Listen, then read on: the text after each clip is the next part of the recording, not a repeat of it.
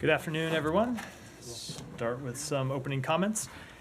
Yesterday, Secretary Blinken traveled to Jamaica to attend the high-level meeting on Haiti to address the ongoing security crisis there and expedite a political transition. The meeting in Jamaica was the culmination of months of intensive engagement with and among more than 39 Haitian stakeholders representing civil society, the private sector, political parties, and interfaith groups, as well as international partners, to bring an end to the violence and political stalemate plaguing Haiti.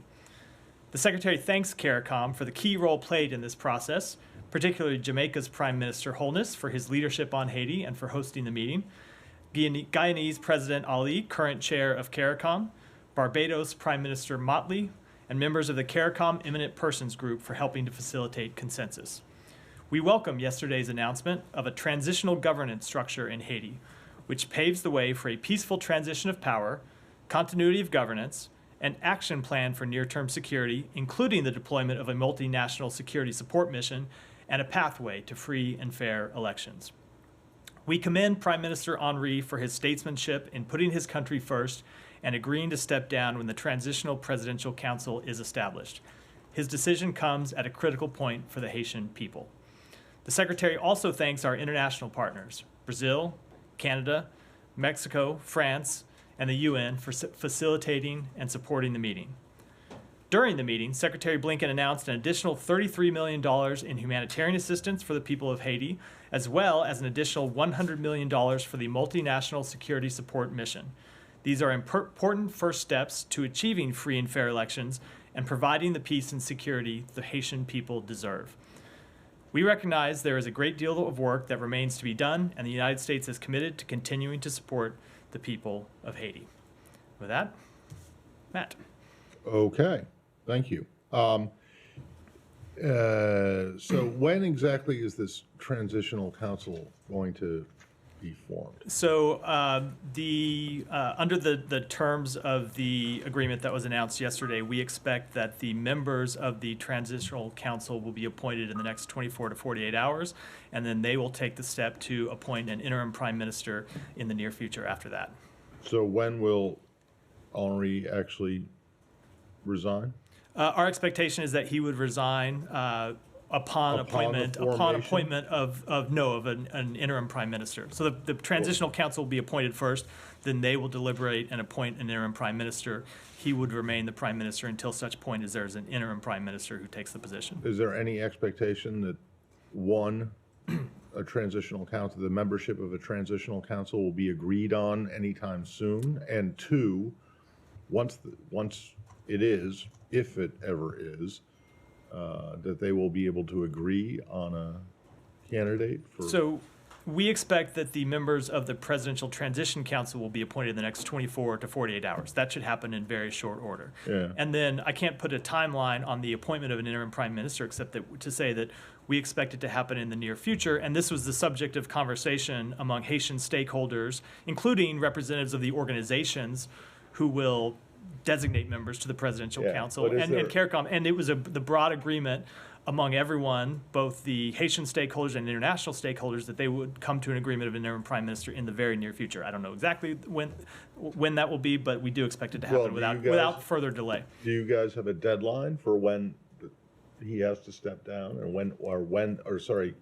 maybe not in terms of when he steps down, but when the council has to make its decision? So it's not a question of a United States deadline, because this will be a Haitian-led process. But once this Haitian Transition Council is appointed, that is up for them to decide. But there is broad consensus among the organization. Let me just say, there are organizations that will be presenting members to sit on that council were all part of the meetings yesterday, and there was consensus among them that they should come to an agreement quickly. So we expect that that's what is going to happen. I, of course, can't predict the future, but that was the agreement of everyone involved in the meetings, that they would move quickly. You don't expect it to take months? I do not. I do not.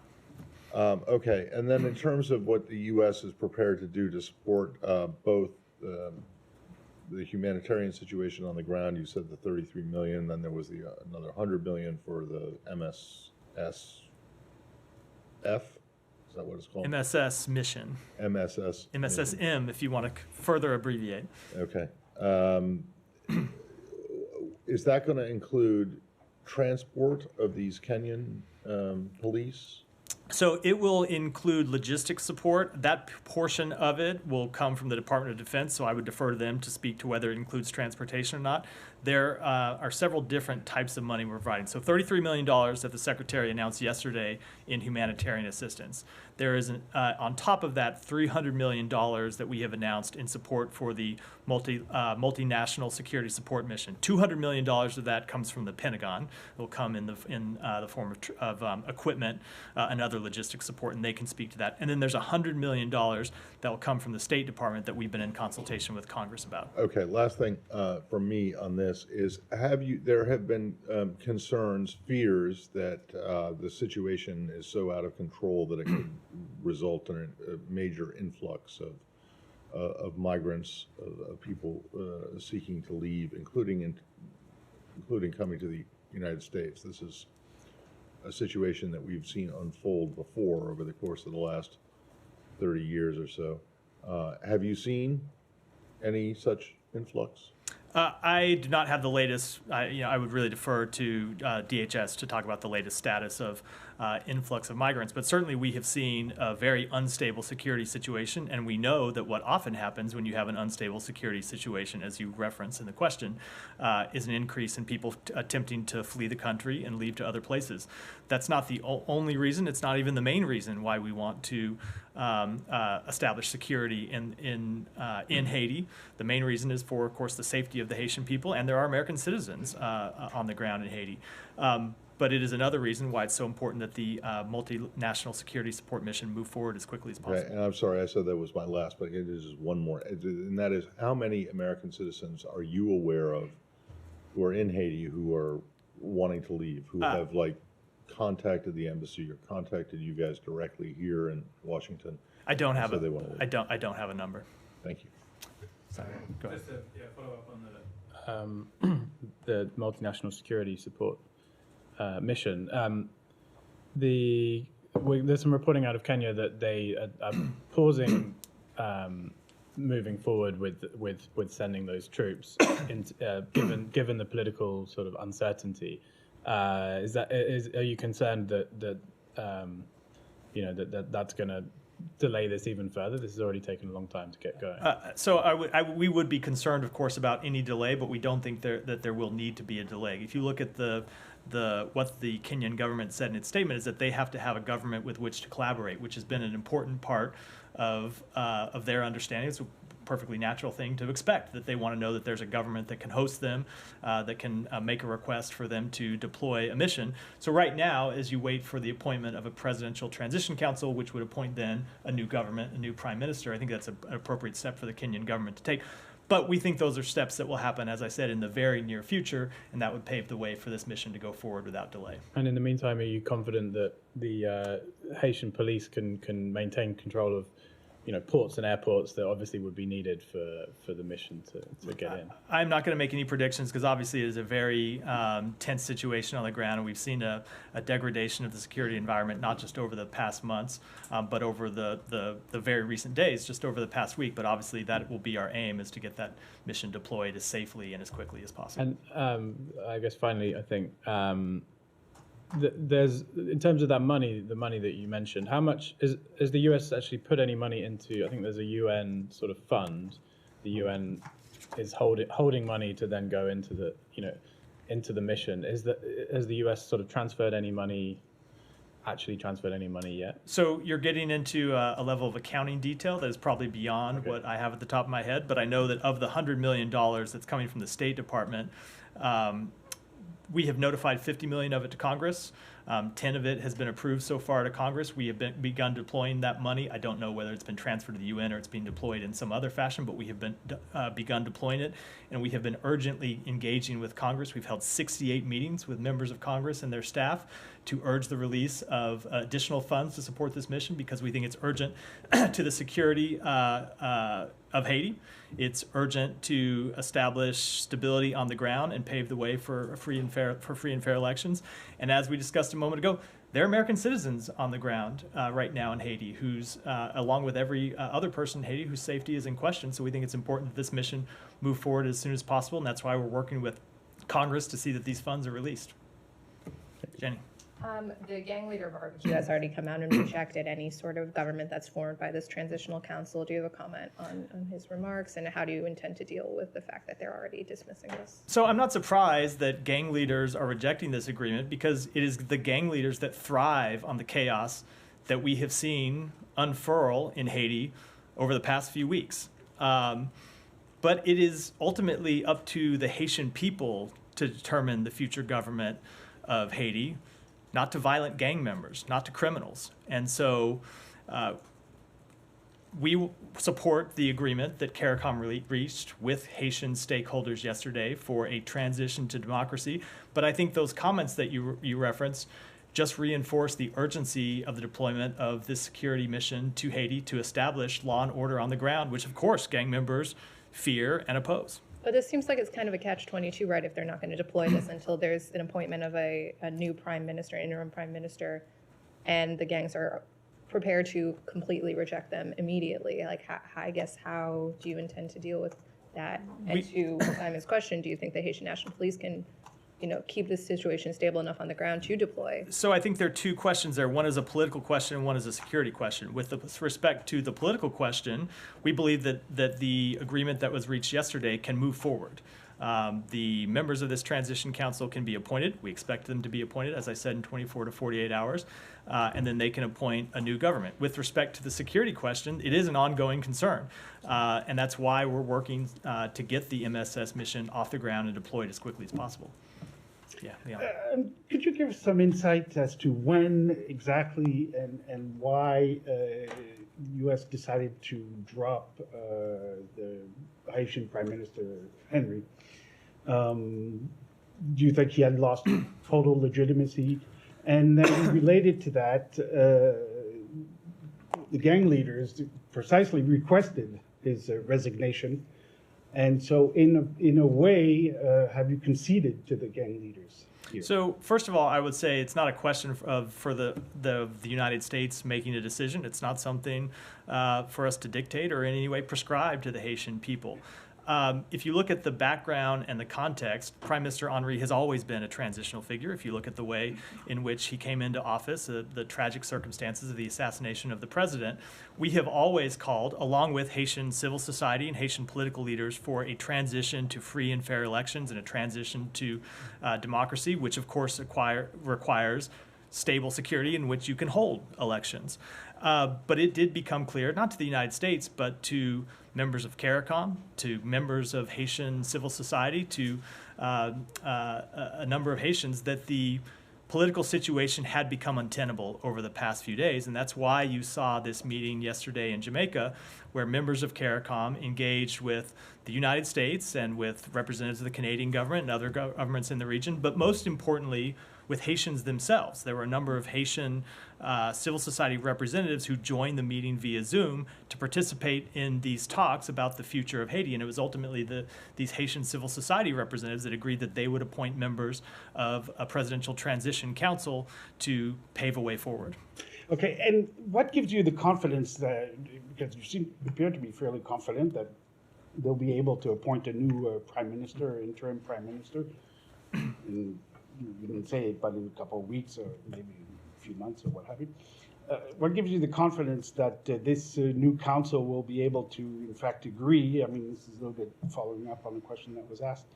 Given that, I mean, precisely in all these years, and despite all of Henry's efforts, there was no consensus at all with either political parties or the opposition or civil society. What do you think happened what gives you the confidence that this time around it's going to work? So again, I can't speak for the members of Haitian civil society and representatives of the Haitian people who will ultimately appoint the members of the Transitional Council, and I can't speak to what the members of the Transitional Council will do. Ultimately, these are decisions for Haiti to make and decisions that Haiti needs to make. But I will say what the Secretary heard in the room yesterday was, one, a recognition of how serious the situation is. A recognition not just from CARICOM leaders, but a recognition from those representatives of Haitian civil society of how serious the situation is and how that required compromise on achieving a path forward. And so I think everyone recognizes that the stagnation and failure to compromise that we have seen over the past few months, over the past few years, have led to this untenable political situation, an untenable security situation, and that's why they need to make these compromises going forward. Now, I'm not going to make any predictions about what will happen, but what we heard was a recognition that they did need a way to break through this logjam and move forward. That's what we support. That's what members of CARICOM support. That's what other Western Hemisphere governments who are represented in the room support. Ultimately, of course, they will have to be the ones that make that decision. Let me make sure. This is a Haiti. Is any more from Haiti? Yeah, Ryan. Just finish on Haiti before we go to anything else. Yeah, to follow up on his point about the resignation of Ariel Henry, after Moïse's assassination, Henry was plausibly linked to it via phone calls and others, and was not in line to take power, but it was the U.S. and the core group that kind of recognized him and pressured Claude Joseph to take power. He was seen as illegitimate at the time, called a de facto prime minister. In retrospect, was it a mistake to have pushed Joseph aside or pushed anybody aside for Henry, given that Henry now, a couple years later, is out after a failed So ultimately, that wasn't a decision for the United States, and what happens now is not a decision for the United States. The U.S. and the core group made the decision by recognizing it. We will continue. Our goal all along has been a transition to democracy and trying to achieve a stable security situation on the ground so that Haitian political leaders have the room to make the tough choices they need to make so they can transition to democracy and have free and fair elections that aren't marred by gang violence. So that was our goal when the president was assassinated. That continues to be our goal today. But ultimately, as I said, these are decisions that Haitians have to make, that the United States and other countries in the region, members of CARICOM and other countries cannot make for them. They're decisions that ultimately they have to make. We will always make our decisions about when and how we can recognize governments, but when it comes to the disposition of governments in Haiti, those are questions for Haitians. But then why endorse a foreign intervention of troops from outside of Haiti to come in? Like in 2004, 2010, 2021, the State Department, the core group, got their way when it came to who would form the Haitian government. That's setting aside the occupations and invasions of the past. What makes you confident that this time it's going to work? So all the other times it did. So first of all, I'd say that the multinational security support mission will be there at the invitation of the Haitian government. That is a key prerequisite for their deployment, and it's what you guys just made that government in Jamaica. But it's what the hold on, it's what the Kenyan government said in their statement, that they have to have a government that has invited them with which they can collaborate. And it's why they're looking for the appointment of this Presidential Transition Council and ultimately a new prime minister and ultimately a new government. But when it comes to what just happened in Jamaica, again, this was a collaboration of CARICOM leaders, Haitian civil society, the United States, Canada, France, Mexico, Brazil, all of whom have an interest in seeing stability and all of whom have the same goal, which is to address the immediate security situation on the ground, restore calm, restore peace, restore law and order for Haitians, and then establish the conditions in which free and fair elections can take place. That is our only goal. It's what we've been trying to achieve from the beginning. It's what we're continuing to try to achieve. Are there any Haitians that the U.S. would not allow to come to power through that process? There's not a question of the United States allowing anyone to come to power. Ultimately, as I said, that is a question for the Haitian people. Okay. All right. Any more before we go? Any more on Haiti? Alex. Okay. Moving to Ukraine, a couple of questions. First, Russian media started claiming that portions of two Patriot systems have been destroyed in Ukraine. What do you know under what circumstances may have happened? I would defer to the Ukrainian government, the Ukrainian military to answer that question. There are also reports that administration is poised to announce a new package today, which will include attack munitions as well. We will have more to say about that in the very near future today. Two more on this. Just checking the clock. Very near future. Are you in a position to speak to a growing narrative in Europe in particular over, following Hungarian Prime Minister's trip to Mar-a-Lago, or the notion that cutting off, the funding will end the war? that cutting off. I'm sorry, that cutting off. Funding will end the war. So obviously he's quoting former president. We don't have any confirmation from. Oh, I see the quote to which you're referring. Look, I'm not going to comment on that visit or on those quotes, but I will say that, as you are well aware, it continues to be the position of this administration, the position of the United States, that we need to support Ukraine. And look, Ukraine has the ability to fight absent U.S. support. Of course they do. But I think we've seen, and you saw the director of the CIA testify to this before Congress yesterday, we have seen Ukraine suffer battlefield losses in recent weeks that either they would not have suffered or would not have been as severe if they had had the U.S. support, the U.S. ammunition that we have committed to provide them, and that they will continue to suffer additional losses over the coming year if Congress doesn't act and support Ukraine. So we will continue to call on Congress to pass the president's supplemental request, because we think it is important that we stand up to Russia's aggression and support Ukraine in its defense of its territory. There are, some calls on the Hill. Some folks are entertaining narrative that converting aid requests to loan might, address the problem issue. Where are you standing on that? We do not think that saddling Ukraine with billions of dollars of foreign debt when it is trying to revive its economy, which ultimately is the best way for it to stand on its own feet, on 2 feet, and defend itself without aid from other countries, is an appropriate step at this time. That's about Russia as well. So have you guys One more, and then I'm going to move on. Thanks so much. Have you guys responded to Russia since last week? Since they called in the ambassador and they claimed that the U.S. is intended to meddle in the internal affairs, and they even threatened to expel some U.S. diplomats.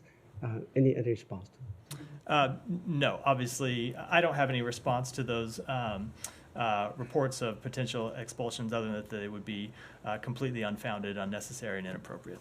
Go ahead. Thank you, Matt. I apologize to you and to everyone in this room for walking in late. So. You don't need to apologize for that. No. I have a question. If you're apologizing for that, there are a lot of other people that owe me and the members of this room apologies. But I don't think it's necessary. Pardon, I should be waiting and sitting and getting ready. Anyway, on UNRWA, if I may. Yeah.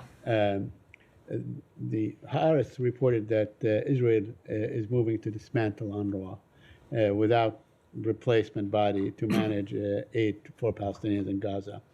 And it says while the Israeli army plans to fully dismantle the UN agency in order to undermine Hamas's civilian rule in Gaza, including through a slander campaign, it is unclear which organization will assume its responsibility. Are you aware of this report, first of all? I'm aware of the report. When it comes to UNRWA, our position has not changed. As you know, we have paused our funding while the investigations are ongoing, and we have been exploring ways to continue to deliver humanitarian assistance through other partners on the ground, UNICEF, the World Food Program. But right now, UNRWA plays a critical role in delivering humanitarian assistance to Palestinian civilians that no other agency is positioned to assume.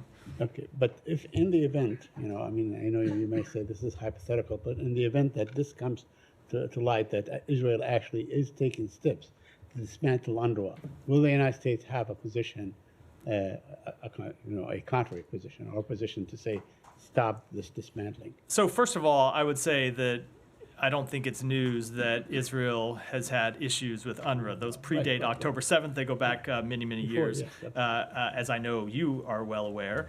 But it doesn't change our position with respect to UNRWA and the important work that it continues to do to deliver humanitarian assistance to Palestinian civilians who desperately need it. Right. So in your view, UNRWA is the only organization that can, at least for now, mete out the kind of aid that it has been giving to the Palestinians for the past 70 years or some odd years and so on, in education, healthcare, and so on.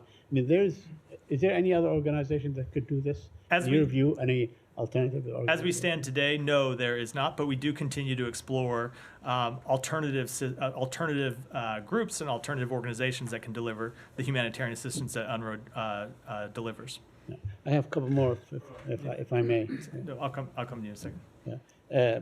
There's also reports on that the Israelis have tortured detainees, Palestinian detainees in Gaza. Are you aware of such reports? I have seen those. Comment on it. I have seen those reports. I don't have no way to verify them, but of course we would expect Israel to treat any detainees consistent with the rule of law, consistent with international humanitarian law. Yeah, but also, I mean, the Israelis themselves, Israeli soldiers themselves, are basically posting videos showing that they're hoarding groups of Palestinian detainees, even in the West Bank, dragging them like cattle and so on. Have you seen? I have, and again, we expect them to treat any detainees consistent with international humanitarian law.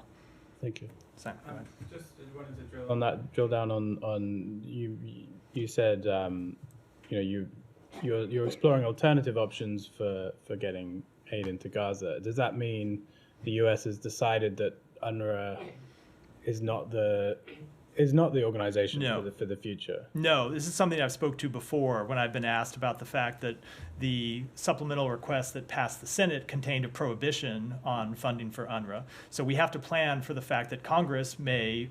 Let me back up and say we obviously have a pause in place with funding for UNRWA right now. We have to plan for the fact that Congress may make that pause permanent. I don't know that that's going to happen, and we haven't made any determinations with respect to what the administration will do because we're waiting on the UN investigation. But just as part of prudent planning, we have to plan for all possible alternatives, and so we have been exploring dealing with other humanitarian agencies that could deliver humanitarian assistance. But in the event, I know you're probably going to say this is a hypothetical, but I think that you are raising a pretty stark possibility that the main aid organization delivering aid to Palestinians at this time of extreme need is losing perhaps permanently its main funder. You've said the U.S. has given $300 to $400 million a year to UNRWA.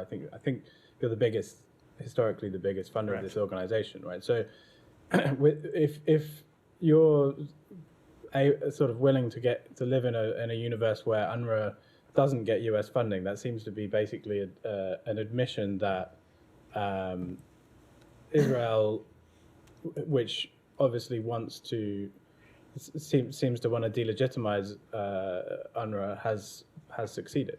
So first of all, I think let's not get ahead of several things that have not yet happened. One, the investigation that the United Nations is conducting that still is ongoing. Two is whatever Congress may do.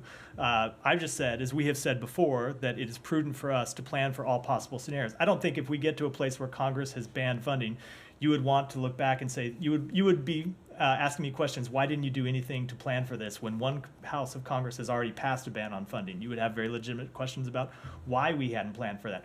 So we plan for all eventual outcomes. That doesn't mean that it's the outcome that we expect will happen. It may be that that there are different paths that unfold before us, but we just have to plan to be prudent, to make sure there is no suspension of this humanitarian assistance to the Palestinian people, because we know they desperately need it, and we are committed to delivering it. Jen, I'm gonna go back. An Israeli-American hostage was declared dead today by the IDF, Itai Chen. Do you have any comment on that? So the president put out a statement on this already. I'm sure you saw. I will just say on behalf of the State Department and everyone that works here, including Secretary Blinken, that we pass on our deepest condolences to the family. Secretary Blinken has met with his family on a number of occasions. He's heard their story. He knows how much they were hoping to bring him home. We were hoping to bring him home too, and so we offer our deepest condolences to his family for this horrific loss. And it just reinforces, from our perspective, the importance of achieving a deal to bring the remaining hostages home and secure a ceasefire that would alleviate the suffering of those hostages and of Palestinian civilians. Has there been any movement in the discussions to secure that ceasefire? We continue to pursue one, but I don't have any update to provide. And then on the questions that were raised yesterday about Israel restricting U.S. humanitarian aid from reaching Gaza and whether that would implicate the Foreign Assistance Act, you said you hadn't made that judgment. Is that something that is being reviewed? We are always looking at everything, including the provision of humanitarian assistance. But what I meant by that statement is that we have not made a judgment that they're blocking U.S. humanitarian assistance, because we have seen U.S. humanitarian assistance delivered to Gaza, not as much as we want. We want more humanitarian assistance to go in, and that's why we're constantly engaging with Israel. But we have seen them allow humanitarian assistance going back to the time period, 2 weeks shortly after October 7th, and it's been ongoing. But not enough. And that's why we're engaged with them on an ongoing basis at the most senior levels on the need to do more. Do you assess they've blocked other humanitarian aid, though, that isn't U.S. provided, UN? I just don't have WFP? I don't have an assessment. Obviously, there are times that there's humanitarian assistance that they don't allow to go in. That may be for logistical reasons. It may be for a dispute over whether something is a dual-use good. And there's sometimes that they have a position that we disagree with, and we try to resolve that to the best of our ability. And has any aid gone in from this new northern crossing that was floated last week by an administration official? I will let that Israel. open? I will let Israel speak to that. They have committed to us that they will open additional crossings to allow aid to go in, and I'll let them speak to the specifics. To stay on that subject, the EU top diplomat Borrell, in a speech at the UN today, the Security Council, basically accused Israel of using food as a weapon of war, saying that that's what Russia was accused of in Ukraine, weaponizing food, and Israel basically by blocking aid and forcing everyone to find alternate routes, like you are with the airdrops, the maritime, and all that, by blocking the entrance of enough aid, is basically using food as a weapon of war. Would you agree with that statement? I would say we want them to allow more food in. We want them to allow more water in. We want them to allow more humanitarian assistance in. Look, they have allowed humanitarian assistance in. They have allowed food in. But in our judgment, it hasn't been enough. And we saw that. The whole world saw that incredibly starkly almost 2 weeks ago when we saw that horrible scene in northern Gaza, which is why you've seen us not just weigh in with the government of Israel, as we have been doing, but to begin delivering humanitarian assistance ourselves through airdrops and begin work on a maritime option to deliver a large amount of humanitarian assistance in over the sea.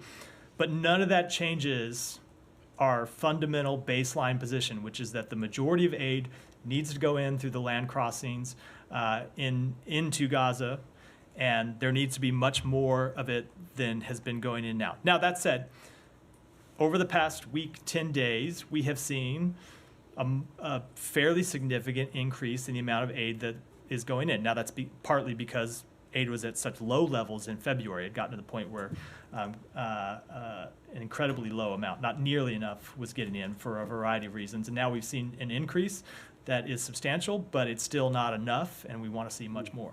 So precisely, you said there's this increase. So basically, fortunately, it's not a game, so it's not the right word, but they're playing around with aid, opening, closing. So again, to my question, would you agree with the comment that Israel is using food as a weapon of war? So we have seen a number of barriers erected, and sometimes those are logistical barriers. Sometimes they're hurdles that are imposed not by the government of Israel, but for example, you've seen protesters that have showed up, and the government of Israel has intervened to prevent protesters from blocking the delivery of aid, but then those protesters have moved to other locations. Instead of blocking the gate, they move it to a screening location, or they move to a road that trucks are delivering in. So there are a number of hurdles that have popped up that have slowed down the delivery of assistance of aid, including especially in February, that we have had to work through and that we have been urging the government of Israel to work through. But ultimately, it doesn't change the bottom line conclusion, which is not enough aid has gone in, and the government of Israel needs to do more.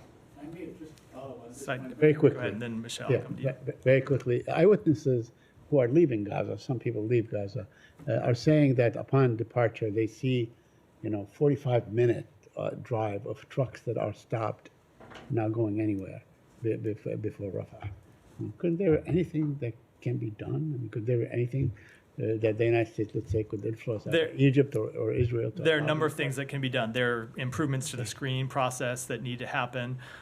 There are improvements to the distribution process inside Gaza, which at times has been partly responsible for the backlog outside Gaza, because trucks that enter Gaza obviously need to have somewhere to go. And if the warehouses are full, they don't have anywhere to offload their cargo. And the warehouses were full for some time because they couldn't distribute it inside Gaza.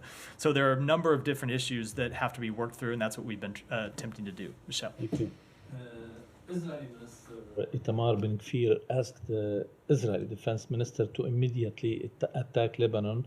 He reportedly said, we have to start responding, attacking war now. Do you have any reaction to that? So we have consistently urged everyone in that conflict not to escalate. We have consistently pursued a diplomatic resolution to the concerns that Israel has and to the concerns that Lebanese civilians have. Both Israeli civilians and Lebanese civilians don't feel safe returning to their respective homes. We have seen the government of Israel say over and over again that they want to pursue a diplomatic resolution to this conflict, and that's our goal, and that's what we're going to continue to try to pursue. And one on the U.S. and Saudi Arabia. Is the U.S. still discussing with Saudi Arabia the day after Gaza war and the normalization with Israel? And did you make any progress, especially regarding providing Saudi Arabia with a civil nuclear program and the Defense Act? We are continuing to discuss with Saudi Arabia and a number of partners in the region post-conflict governance in Gaza and post-conflict reconstruction and all the issues that are related to that, including including reform of the Palestinian Authority. And we continue to discuss bilateral issues related with Saudi Arabia related to potential normalization of relations with Israel. Reports said that the Saudis are insisting on the defense pact and the nuclear program. Do you have any answer? As has been consistent, I'm not going to get into the underlying conversations. Did you say in response to the first question that you've heard over and over and over again from Israel that they want a diplomatic solution to the Gaza war? Yeah, no. I was talking with respect to the conflict in northern Israel with Hezbollah. Oh, with Hezbollah. Gita. Going back to the delivery of aid to the Gaza Strip, be it now or in the future, in a structured form like UNRWA. You said you're considering all options now, irrespective of whether the U.S. will or will not be able to contribute. Have you considered Arab countries taking on this responsibility? A group of them maybe. Have you heard any appetite for such a thing? So I think it sort of mixes a couple of different things. There are a number of Arab countries that not only have been willing, but have been providing humanitarian assistance in the same way that the United States provides humanitarian assistance. So sometimes that is funding the delivery of food or medicine. And of course, Jordan and Egypt have been doing their own airdrops of food into Gaza. There have been Arab countries that have set up field hospitals inside Gaza. So there are a number of things that Arab countries can do and have been doing with respect to the delivery of humanitarian assistance to Gaza. But the role that UNRWA plays that really is critical is the distribution of that aid inside Gaza. And that's a piece that right now, there are other organizations that are now providing some distribution of aid inside Gaza, but that is primarily the role that UNRWA is equipped to play that no one else is, due to their longstanding work and their networks of distribution and their history inside Gaza. Well, UNRWA started from zero. A group of other countries can do the same. You know, that's what I meant. Maybe a new group replacing UNRWA. And I just wouldn't want to speak for other countries and what they might be considering doing. Go ahead. Yeah, go ahead.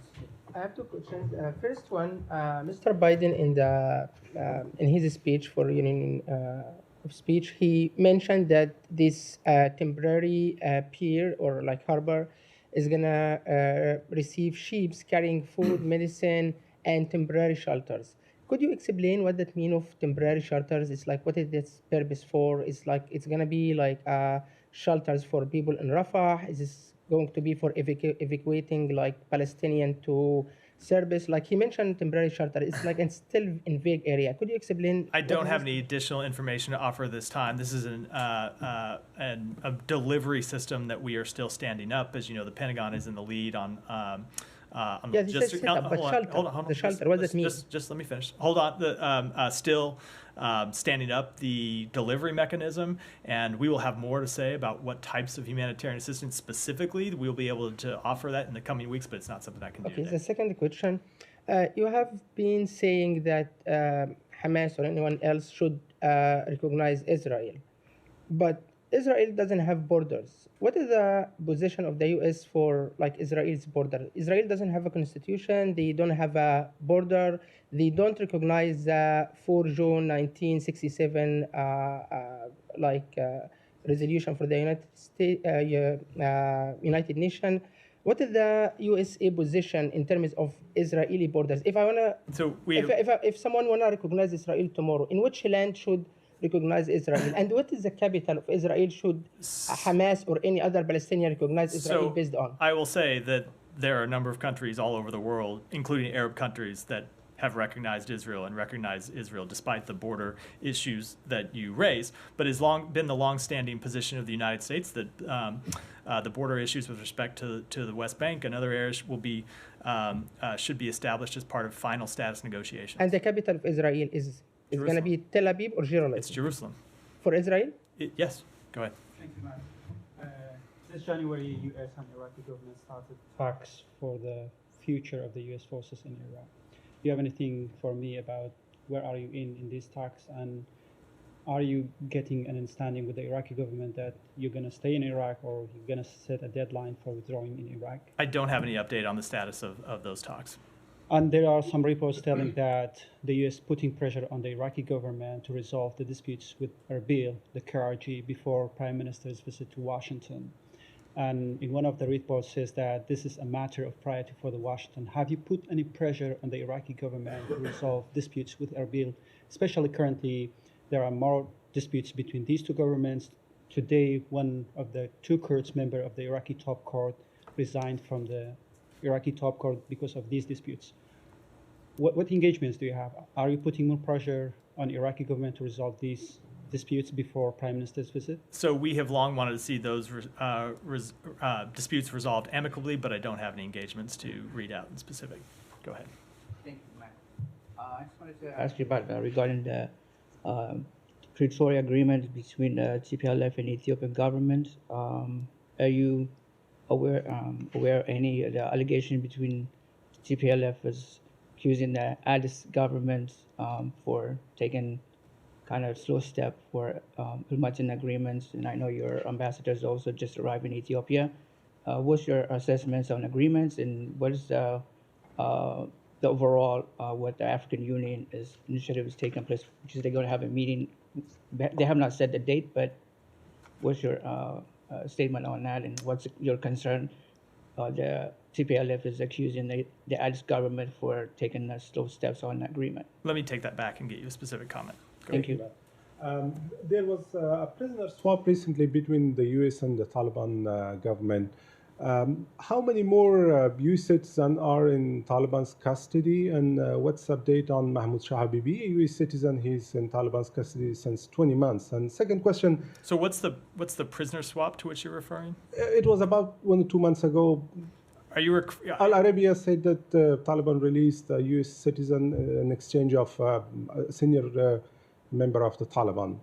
So it was. I think you're referencing some. There were 2 Afghan nationals who were in Oman who were released that were sent from Guantanamo Bay that were released. They were security guarantees given to that were going to expire at a certain time, and upon the expiration of those security guarantees, they were going to be released. But that did not relate to a prisoner exchange. With respect to your overall question, of course, we continue to press, including in meetings with Taliban representatives, for the immediate and unconditional release of Americans detained in Afghanistan. Those detentions have been and continue to be a significant obstacle to positive engagement with the country. And the second question, a senior Taliban leader once again asked for the Afghan military planes that were taken to Uzbekistan and Tajikistan and in the collapse of Kabul in 2001. They asked, and they say that this belongs to the people of Afghanistan, but U.S. not letting the planes to be brought back to Afghanistan. What's the U.S. stance on? I'll have to take that back and get you an answer. Simon, go ahead. Back to Gaza. Yeah. The BBC reported yesterday regarding some medical staff from the Nasser hospital in Khan Yunis. They've interviewed 3 doctors or three members of the staff at that hospital who've given detailed accounts of their detention by Israeli authorities. They told the BBC they were humiliated, beaten, doused with cold water, forced to kneel in uncomfortable positions for hours. One was set upon by a dog. I'm wondering, is that Is that one of these specific cases that you would raise with the Israeli government? I have only seen the report. I don't know that if we have raised it, but I would expect that we would. It is the type of cases that we often raise with them to seek more information and to make clear, as we always have, that any detainee should be treated in strict compliance with international humanitarian law. And more broadly, there was also last week a report out of UNRWA about the treatment of UNRWA staff who had been detained by Israeli authorities. So there's sort of piling up allegations, and there's a lot of these accounts are quite similar, right? The treatment of, I guess these tend to be men who are detained, presumably on suspicion of being part of Hamas. But given there are numerous of these allegations coming from different places with similar accounts, are you concerned? Are you able to establish from that there might be a pattern here, and is that something that's... Well, I'd say, first of all, that any detainee ought to be treated in compliance with international humanitarian law. That's what we have impressed upon the Israeli government. And we have seen the IDF come out and make statements to the same effect, to say that they are a professional military. They expect all of their soldiers to behave consistent with their rules of engagement, consistent with the laws of war. And if people make mistakes, they will be disciplined, and we will continue to impress upon them that that's our expectation. Are you aware of any cases where Israeli troops have been disciplined for mistreating prisoners? I am aware of cases, I don't know specifically with respect to prisoners, but I know that we recently raised with them an incident where Israeli soldiers were filming themselves inside a mosque inappropriately, and the IDF told us that they were investigating, and if appropriate, there would be accountability and discipline. But that's a case where there's video evidence. They showed their faces in the video. Yeah, right? correct. But it doesn't change what we think the standard ought to be, which is if there are allegations that are substantiated, there ought to be accountability. That's true for the Israeli militaries. It should be for the United States military and any military anywhere in the world. Go there, and we'll wrap up for the day. President Biden a couple of days ago, stated that any attack on the city of Rafah is a red line for himself. But just one day after, President Biden's statement on Rafah, Israel Prime Minister Netanyahu said that he has still intentions to, go for Rafah. So, what is your reaction to Netanyahu's statement? I'm not going to expand on what the president said or respond specifically to what the prime minister said, other than it has been our clear expectation that before any assault on Rafah proceeds, that the government of Israel needs to develop a plan to deal with the well more than 1 million Palestinians who are there, many of them displaced, and that they have a credible and implementable humanitarian assistance plan. And as of today, we have not yet seen such a plan. With that, we'll wrap for the day. Thanks, everyone.